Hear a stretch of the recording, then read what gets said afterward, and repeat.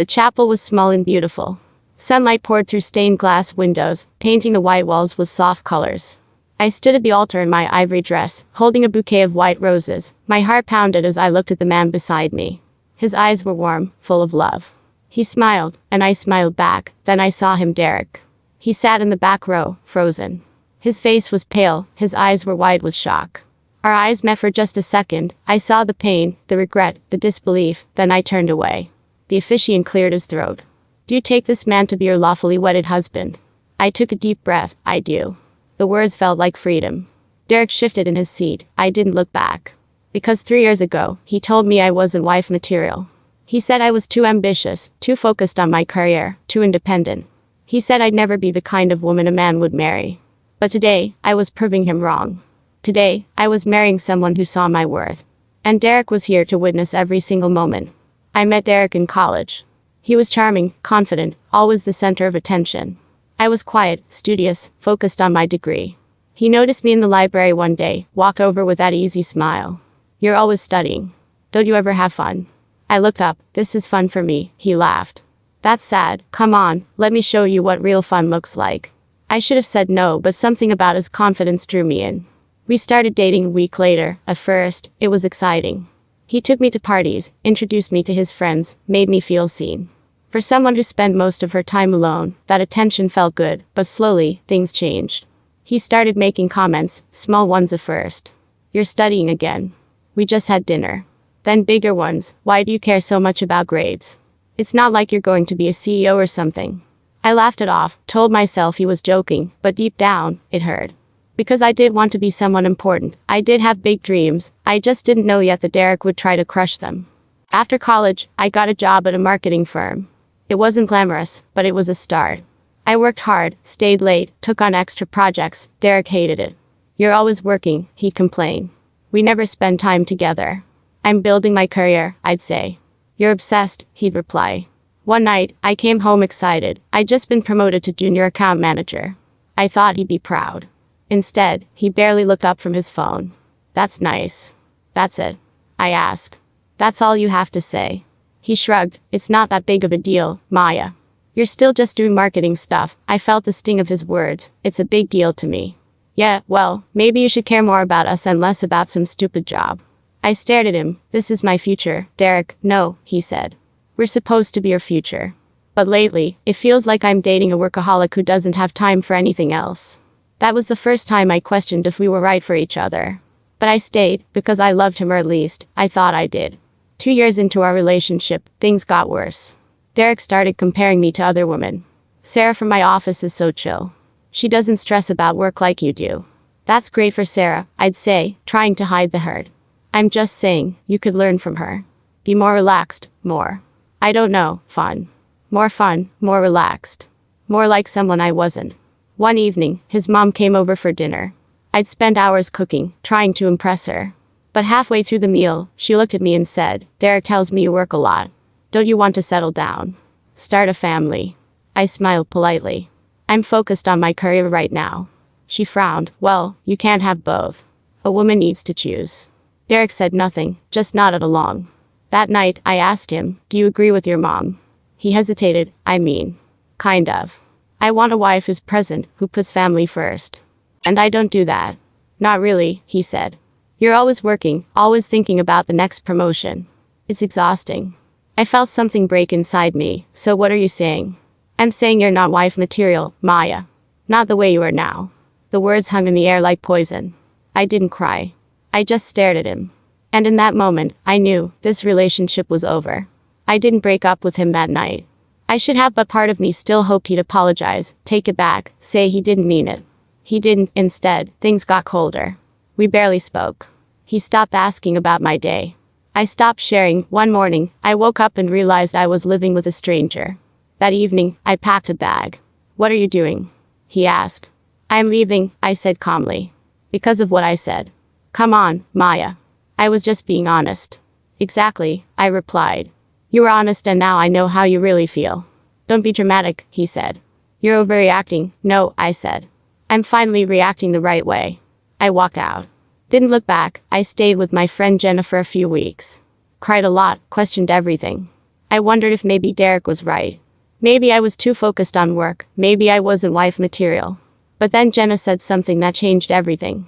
Stop letting him define you, you're amazing. Any man would be lucky to marry you. Derek's just insecure because you're going places and he's not. I let those words sink in and slowly, I started to believe them. 6 months after leaving Derek, I threw myself into work. I got another promotion, then another within a year. I was a senior account manager. I traveled for work, met incredible people, built campaigns that actually mattered. For the first time, I felt proud of myself. And I stopped thinking about Derek, well, almost. Sometimes, late at night, his words would creep back in, "You're not wife material." But I'd shake them off. Remind myself that I didn't need his validation. Then one day, I met Liam. He was a client, smart, kind, with a quiet confidence that felt different from Derek's arrogance. We met for a project briefing. He listened to my ideas, asked thoughtful questions, never interrupted. At the end of the meeting, he said, "You're brilliant. This campaign is exactly what we need." I smiled. "Thank you, I mean it," he said. "You're going to go far." It was such a simple compliment. But it meant everything because Derek had never said anything like that. Not once. A week later, Liam asked me to coffee. Just to discuss the campaign, he said. But halfway through, we stopped talking about work. We talked about life, dreams, favorite books, childhood memories. I laughed more in that 1 hour than I had in months. When we left, he said, "Can we do this again? Without the work excuse." I smiled. I'd like that. Liam and I started dating slowly. He didn't rush, didn't push, just let things unfold naturally. He asked about my work and actually listened, celebrated my wins. Supported me during stressful weeks. One night, I worked late on a pitch. When I got home, exhausted, he was waiting with takeout and a smile. "Thought you might be hungry." I almost cried. "You didn't have to do this."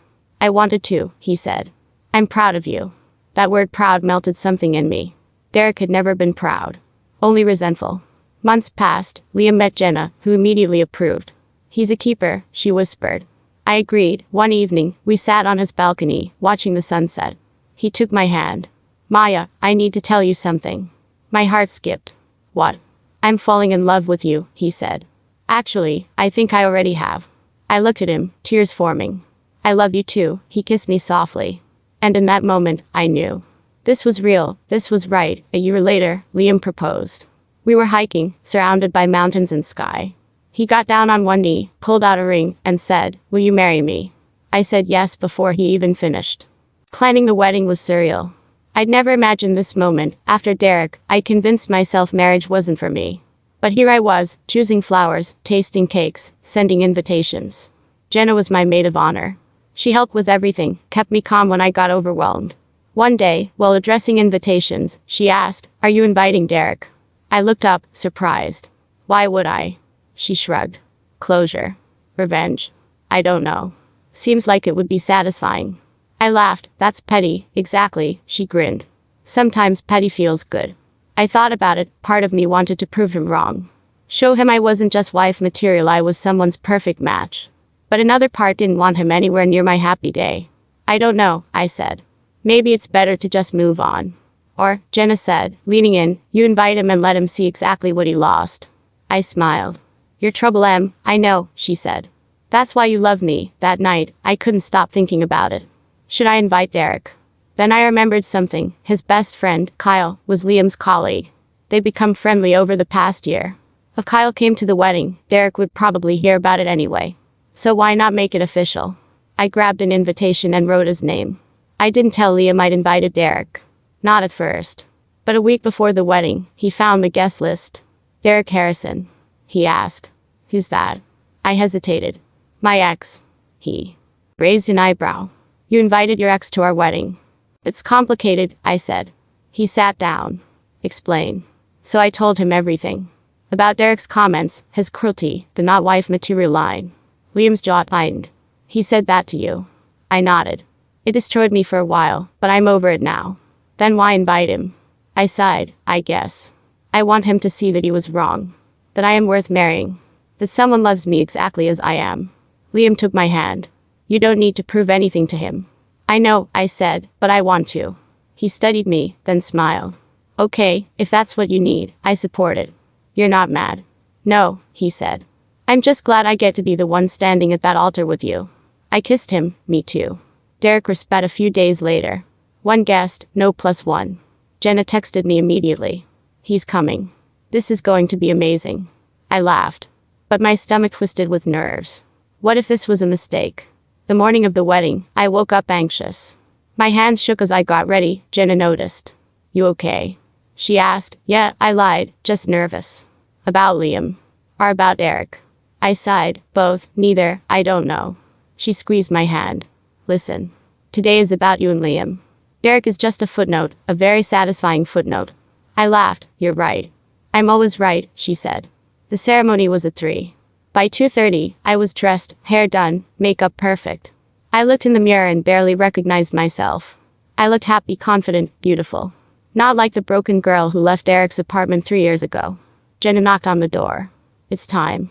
I took a deep breath. Let's do this. As I walked down the aisle, I scanned the crowd, friends, family, colleagues. And there, in the back, was Derek. He looked the same. Same hair, same posture. But his expression was different. Strained, uncomfortable. Our eyes met. I saw the realization hit him. The regret, and I felt nothing. No anger, no satisfaction, just peace. Because this day wasn't about him. It was about me and Liam. About love, about building a future. Derek was just a ghost from my past, and ghosts can't hurt you unless you let them. The ceremony was perfect. Liam's vows made me cry. Mine made him laugh. When the officiant said, "You may kiss the bride," the whole room erupted in applause. We walked back down the aisle together, hand in hand. I didn't look at Derek. Didn't need to. At the reception, people congratulated us. Hugged us, toasted us. Jenna pulled me aside. Did you see his face? Whose? Derek's. He looked like he was going to be sick. I shrugged. I didn't really notice. She grinned. Liar, but I'm proud of you. You handled it perfectly. Later, as Liam and I danced our first dance, I caught a glimpse of Derek near the exit. He was leaving early. Good, Liam noticed me looking. You okay? Perfect, I said, and I meant it. Because I realized something, inviting Derek wasn't about revenge. It was about closure. About showing myself, not him, that I'd moved on. That I was happy, that his words didn't define me anymore. I love you, I whispered to Liam. I love you too, he said. And in that moment, surrounded by love and laughter, I knew. I'd won. Not because Derek saw me get married, but because I'd found someone who saw me, all of me, and loved me anyway. The reception continued late into the night. We danced, ate cake, laughed until our sides hurt. Around midnight, Jenna found me again. So, I have some tea. What? Kyle told me Derek left right after the ceremony. Didn't even stay for dinner. I raised an eyebrow, and apparently, he told Kyle he made a huge mistake. That seeing you today made him realize what he lost. I sipped my champagne. That's his problem, Jenna laughed. Cold, I love it. I'm not being cold, I said. I'm just free. Derek doesn't matter anymore. Good, she said. Because you deserve this. All of it. Liam walked over, wrapping an arm around my waist. What are you two plotting? Nothing, I said, smiling. Just talking about how perfect today was. He kissed my forehead. It's not over yet. Ready to leave? I nodded. Let's go. We said our goodbyes, thanked everyone, and headed to the car. As we drove away, I looked back at the venue one last time. This was the end of one chapter and the beginning of another. Derek's words, "You're not wife material," no longer echoed in my mind. Because I'd proven him wrong, not for him, but for me. And that was all that mattered. Our honeymoon was 2 weeks in Italy. We explored Rome, Florence, Venice. Ate incredible food. Walked hand in hand through ancient streets. One evening in Venice, as we sat by a canal, Liam asked, "Do you think about him?" Who? Derek. He nodded. Not really, I said honestly. Why? I don't know. I just wondered if inviting him gave you what you needed. I thought about it. Yeah, it did. But not in the way I expected. What do you mean? I thought I'd feel victorious. Like I'd won some competition. But instead, I just felt grateful. Grateful. Yeah. Grateful that I didn't marry him. Grateful that his rejection pushed me to become someone better. Grateful that I found you. Liam smiled. I'm the grateful one. I get to spend the rest of my life with you. I leaned into him. We're both lucky. Yeah, he said, we are. That night, lying in bed, I thought about everything. The pain, the heartbreak, the doubt. It had all led me here. To this moment, to this man, to this life, and I wouldn't change a thing. When we returned home, life settled into a beautiful routine. We moved into a new apartment together. Combined our furniture, our books, our lives. I continued thriving at work. Got another promotion, led major campaigns, traveled for conferences. And Liam. He cheered me on every step of the way. One night, after a particularly long day, I came home exhausted. Liam had dinner waiting. You didn't have to do this, I said. I wanted to, he replied. I'm proud of you. Always. I teared up. Thank you. For everything. For what? For seeing me, for loving me as I am, for never making me feel like I have to choose between my career and my relationship. He pulled me close. You never have to choose. I love all of you. The ambitious, driven, passionate woman you are. That's who I married. I held him tight. I love you. I love you too. Months passed. We celebrated anniversaries, birthdays, small victories, and big wins. We built a life full of love, laughter, and respect. And Derek. I heard through Kyle that he was still single. Still looking for someone who fit his idea of wife material. I felt sorry for him. Not in a mean way. Just genuinely sad that he'd let something real slip away because of his own insecurities. But that was his journey. Not mine. One afternoon, about a year after the wedding, I ran into Derek at a coffee shop. We both froze. Maya, he said. Derek, I replied with an awkward silence. You look good, he finally said. Thanks. You too. More silence. He shifted uncomfortably. Look, I know this is weird, but I've been wanting to say something. I waited. I was wrong about everything. You were always wife material. I was just too insecure to see it. I took a breath. I appreciate that, but honestly, Derek, it doesn't matter anymore. I know, he said. I just needed you to know that I regretted all of it. I nodded. I hope you find what you're looking for. You seem happy, he said. I am. Good, you deserve it. We said goodbye. I walked out of that coffee shop feeling lighter than ever. Because his apology, while nice, didn't change anything. I'd already moved on. Already built a life I loved. His regret was his to carry. Not mine. That evening, I told Liam about running into Derek. How did it feel? He asked. Honestly, nothing. No anger, no satisfaction. Just indifference. He smiled. That's growth. Yeah, I said. I think it is. We sat in comfortable silence for a moment. Then Liam said, I have something to tell you. What? I got a job offer. In Seattle. My heart skipped. Seattle. Yeah. It's a great opportunity. But it would mean moving. Leaving everything here. I processed this. What do you want to do? I want to talk to you about it. This is our life. Our decision. I loved him for that. For always including me. For never making me feel like my career was less important. Tell me about the job, I said. He explained. It was an incredible opportunity. But it would uproot everything we built here. What about your job? He asked. I could transfer. Or find something new. I'm adaptable. Are you sure? I took his hand. Liam, I'd follow you anywhere. As long as we're together, I'm home. He kissed me. We'll figure it out. Together, and we did. 2 months later, we moved to Seattle. It was bittersweet leaving our apartment, our friends, our routines. But it was also exciting, a new adventure, a fresh start. I transferred within my company to the Seattle office. The transition was smooth.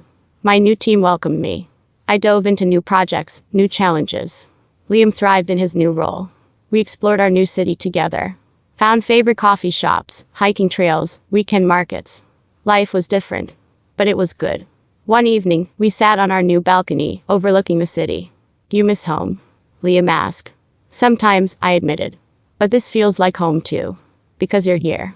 He smiled, cheesy. True, though. We laughed. I'm proud of us, he said. For taking this leap. Me too. As the sun set, painting the sky in shades of orange and pink, I thought about Derek's words again. You're not wife material. How wrong he'd been. Not because I'd gotten married. But because I'd found someone who loved me wholly. Who supported my dreams, who built a life with me, not against me. I was wife material and so much more. I was a partner, a professional, a woman who knew her worth. And nothing, no one could take that away from me. A year into our Seattle life, something unexpected happened. I got a LinkedIn message. From Derek L. Hi Maya, I know this is random, but I saw you move to Seattle. I'm here for work this week. Would you be open to grabbing coffee? I'd really like to talk. I stared at the message. Liam noticed my expression. What's wrong? Derek messaged me. He's in Seattle. Wants to meet. Liam raised an eyebrow. What do you want to do? I don't know. Part of me is curious. But another part thinks it's a bad idea. Do you still have feelings for him? No, I said immediately. Not at all. Then there's your answer. If you're curious, meet him. If not, ignore it. Either way, I trust you. I loved him for that trust. I thought about it for a day, then replied, sure. Coffee works. We met at a cafe downtown. Derek looked older, tired, but still familiar. Thanks for meeting me, he said. No problem. What's up? He took a breath. I've been in therapy, working on myself. And one thing my therapist said was that I needed to make amends with people I hurt. I nodded. I hurt you, badly, and I'm sorry. I appreciate that, I said. I was insecure, jealous of your success. And instead of supporting you, I tore you down. That was wrong. It was, I agreed. He looked down. I thought about you a lot. Wondered what might have been if I'd been better. Derek, I said gently. We weren't right for each other and that's okay. Are you happy? He asked. Very good. That's all I wanted to know. We talked for a bit longer. About life, work, lessons learned. It was civil. Almost friendly. When we left, he said, thank you for giving me this closure. You too, I said. And I meant it because seeing him confirmed what I already knew. I'd moved on. Completely. I told Liam about the meeting that night. How was it? He asked. Fine. Good, actually. He apologized. We talked. And now it's truly over. How do you feel? Relieved. Like I can finally close that chapter for good. He hugged me. I'm glad. Me too. Life continued. We celebrated our second anniversary. Talk about buying a house, maybe starting a family someday. Work was fulfilling. I led a major campaign that won awards. Got recognized by industry leaders. My career was everything I'd worked for. And through it all, Liam was there. Celebrating my wins. Supporting me through challenges. Being my partner in every sense of the word. One night, lying in bed, I said, do you know what I'm most grateful for? What? That Derek told me I wasn't wife material. Because if he hadn't, I might have stayed. Might have settled. And I never would have found you. Liam smiled. So in a way, we should thank him. In a twisted way, yeah. We laughed. But seriously, I said. Thank you. For loving me. For seeing me. For being everything he wasn't. You make it easy, he said. I kissed him. I love you. I love you too. 5 years after our wedding, we hosted a dinner party at our house. Friends, colleagues, neighbors. Laughter filled every room. Jenna flew in from out of town. She pulled me aside at one point. Look at you, she said. You're glowing. I'm happy, I said simply. You deserve it. After everything. We all go through hard times. Mine just happened to involve a really terrible ex. She laughed. True. But you came out stronger. I did. As the party wound down and guests left, Liam and I cleaned up together. That was fun, he said. It was. He wrapped his arms around me from behind. I have a question. What? Do you ever think about that day? Our wedding day. And Derek being there? I smiled. Sometimes. Why? Do you regret inviting him? No. It gave me closure. Showed me I'd moved on. And honestly, it made marrying you even sweeter. How so? Because I wasn't just saying I do to you. I was saying I don't to everything Derek represented. To doubt. To insecurity. To settling. Liam kissed my cheek. I'm glad I got to be there for that. Me too. We stood there, in our kitchen, in our home, in our life. And I felt complete. Derek's words no longer haunted me. They become a distant memory, a reminder of who I used to be and how far I'd come. I was wife material. But more importantly, I was me. And that was enough.